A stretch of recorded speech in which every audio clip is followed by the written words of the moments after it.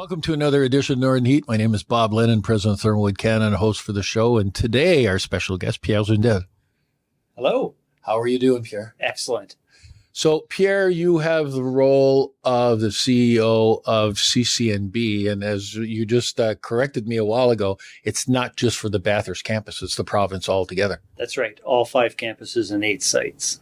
So tell us a little bit about yourself. Some people might not know you. Sure. So I'm a forester by training and taught forestry for a long time. I'm a recovering university academic.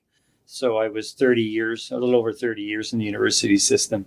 I always loved post-secondary education, that mix of research and teaching and training of people.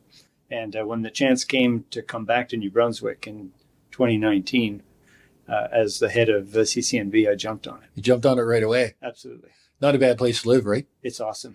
There. Yeah, I had a choice of living anywhere in our 5 where we have campuses in the province, but I wanted to come here to Bathurst.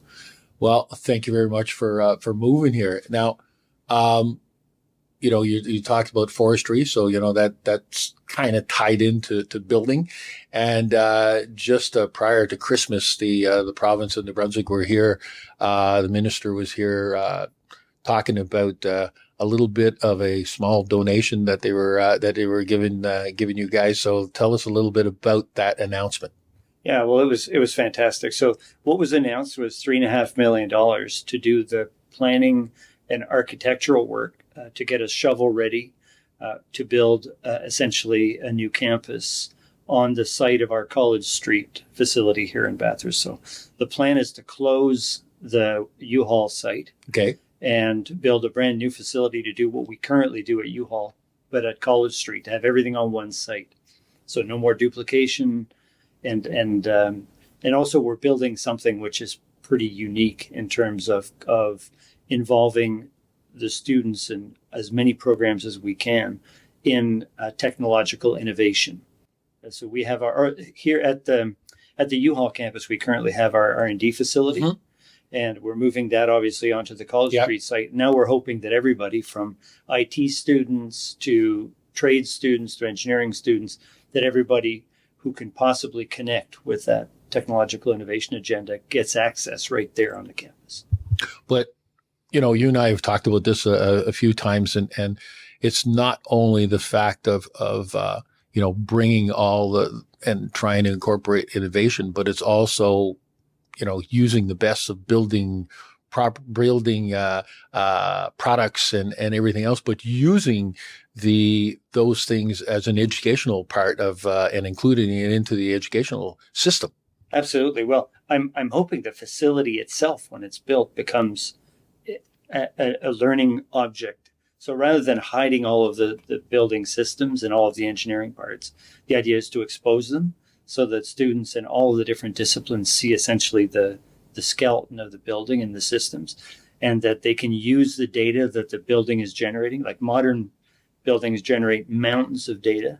So our IT groups can be working with that, looking at, energy efficiency and all kinds of different things that are going on in the building. So yeah, it's really about using everything about that as a learning opportunity.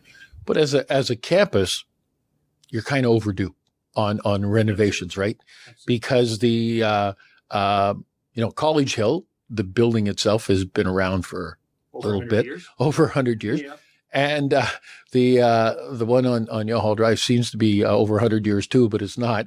But there's a lot of things that are outdated and things out of code and stuff like that. So that's another reason, right? Of course. Well, we're welding and we're painting in a building that has no sprinklers, right? We've got heavy equipment full of diesel fuel and gasoline, all kinds of paint products and so on, in a building that has no sprinklers and can't because of the infrastructure, the water infrastructure around there. So that passed in 1960. It's, a situation that we can't have going on in the long term. The ceilings are so low in the shops that you basically have to put Vaseline on top of the machines to get them into the garage, right? Like there's 3 inches above the machine to the roof. Everything's in a little cinder block box, so we can't reconfigure the space for new trades or new projects. So it's just a facility that made sense when it was built, but now 60 years later, it's time for something way more modern. Yeah, and there's you talk about that, and in trades, there's a demand for more people in trades as we go through. There's since COVID, I don't know where everybody left, and but there's everybody's looking for people, and so there's an opportunity there to grow the college, and on top of that, you've got quite a few students coming from abroad. Absolutely. So now the Bathurst campus is host to the most international students. Used to be DIEP, but now Bathurst has the most international students. There's a great interest in our programs. And what's interesting is when we first began to have international students, they mostly went into business or IT. But now the areas where their participation is growing is, in fact, in the trades. Okay. So we're seeing more and more of those students interested in the trades, which is a really good thing. Yeah. Because we need to have more people. Well, the newer generation aren't into looking at trades. They've got different things, and we've grown that culture that has pushed people away from that side of the equation. So having them come in and doing that is a great thing. Yeah, and I think that the campus is going to help with this issue of labor shortage in a couple of different ways. So one, obviously, is that it will allow us to grow our enrollments and graduate more people, which is important. You mentioned the international students, so that's an important immigration driver. So 90% or more of our students want to stay if they can find a permanent job when they're done. But the third way is that technological innovation piece. And, one of the challenges we've had in New Brunswick is we've been a kind of cheap labor economy. So we use a lot of people for the work that we do compared to lots of other jurisdictions where they invest in more technology that allows them to be more productive. So every worker is able to produce more profit and more, more product. And so by having our R&D facility right in the heart of that new campus, we hope to have a kind of technological showcase there for the industries of the region. So, where we bring in state-of-the-art equipment, and our students are trained on them, and then in local industry can come and have a look. And in fact, we can do projects with learn them from that too. Exactly. Yeah. And then if that equipment works for them, they can buy the equipment, and then they can hire the students already trained to work on that equipment. And in the end, what that does is it allows companies that invest more to have more. They get more productivity, so they can afford to offer better working conditions to the people who are in those jobs because they're more productive. Yeah. So it's another way of helping with the overall absolutely challenge. And then, but in addition to all of that, this isn't just the construction of brick and mortar and make a classroom to teach people and to have facilities. You've got a bigger vision for the future and how this all ties up and becomes kind of a mini city inside of the city already. So why don't you share us a little bit about your thoughts there? Well, absolutely. So we've got 40 acres at the College Street site. And our hope is to build what essentially looks like one of the big city university campuses. So yes, we have our training facilities and our research facilities, but we also have, for example, a pool, a big gym and recreational facility that's developed in partnership with the municipalities around. For example, we'd hope to have an incubator and accelerator for companies. So tech and industrial companies in the region. We can imagine also, in our case, we have to have a residence in there because housing is a huge issue. In fact, we would have probably had another couple of hundred students this fall if it wasn't for the fact that housing is limiting. So the idea is, again, in partnership, probably with either private or NGO sector, we'll build a big residence. There's the possibility of a multi-age residence in there as well, where our students that are in the PSW programs, for example, could provide some of the care for elderly residents of a facility. So as of right now, essentially the sky's the limit. What we're looking for is partners that will work with us to create this kind of community hub where people come for all kinds of reasons, for training, for research, but also to use, regional facilities and to develop their businesses and so on. So, it becomes a hub in downtown Bathurst, should help with economic development for the region, makes it a very attractive place to be, and it gives a really good quality of the experience for the students who come there as well. Well, at the same time, too, it gives them exactly what you say, experience. So it's not just the fact of going and being an academic and just sitting there in a classroom. You're actually taking and getting some practical experience at this that will help the industry in the long run. Absolutely. And in fact, in addition to building a new campus, CCNB's been doing a lot of work on work-based training. So rather than having people come and take 2 years out of their work life to take a program, we're now developing an increasing number of programs that are delivered in the workplace. So, we have some forest industry partners where we're training millwrights. The millwrights work, the apprentices work in the plant 4 days a week, and 1 day a week we send an instructor to that location, and they're doing their theoretical training right in the middle of their workplace, so they can continue to earn money while they learn. We have the same kinds of programs in the health field and nursing, for example. So I think the future is both on a really big dynamic campus and by having the community be the living classroom, the living lab. So what's timeline? Do you have one yet?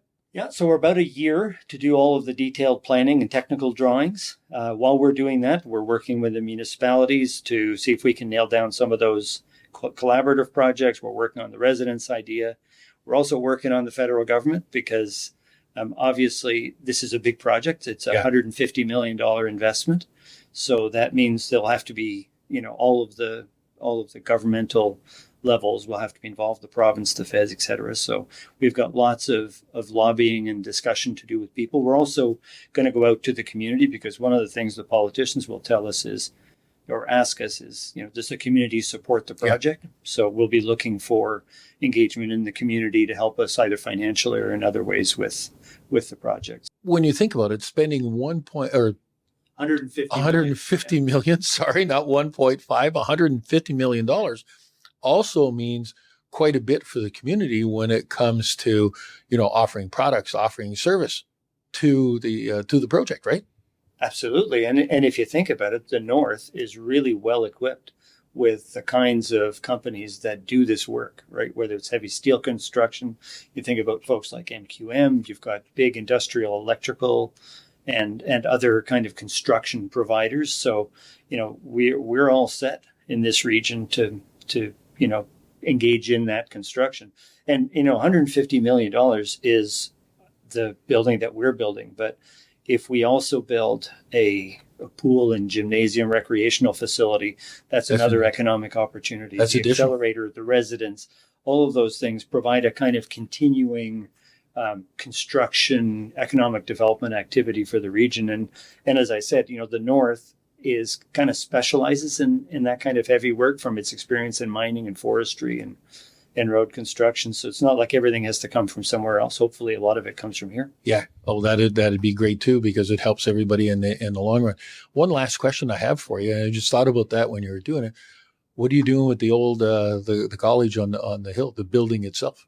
Oh, it stays. The building stays. And of that 150 million, I think there's 35 million for a reno. Okay. In that facility. So we preserve that kind of, we call it in French patrimonial, that kind of living legacy of architecture that was there for 100 years, but modernize it inside and make sure that it's fully functional. Because that's pretty important, because when you drive into Bathurst, the fact that they put lights on the front end and stuff and it shoots up on it at nighttime, it adds so much to not having that in the skyline would kind of be weird. Absolutely. And it honors a really important tradition. So on the Francophone side, but in general, post-secondary education in the Atlantic region started from denominational institutions, community colleges or cours classiques,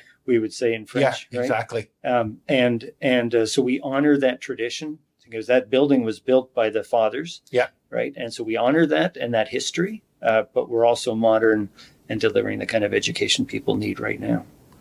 Well, that's great. And thank you very much for all the work that you're doing, the hard work that you're doing, because I know you put in quite a bit of time on making that happen, and appreciate the effort you're doing, and especially doing that for the North and doing that for the Chaleur region. This is great news to hear. So, Well, thank you so much. And thank you for your own support also for the project, which has been there right from when we started to launch this initiative. well, I think that this is needed. That there's an opportunity there to help us grow, and there's an opportunity, like we talked about a while ago, to help local businesses too while we're at it. So again, thank you very much. My pleasure. There we are, another edition of Northern Heat for this week, the place to come to listen to the stories that haven't been discovered yet.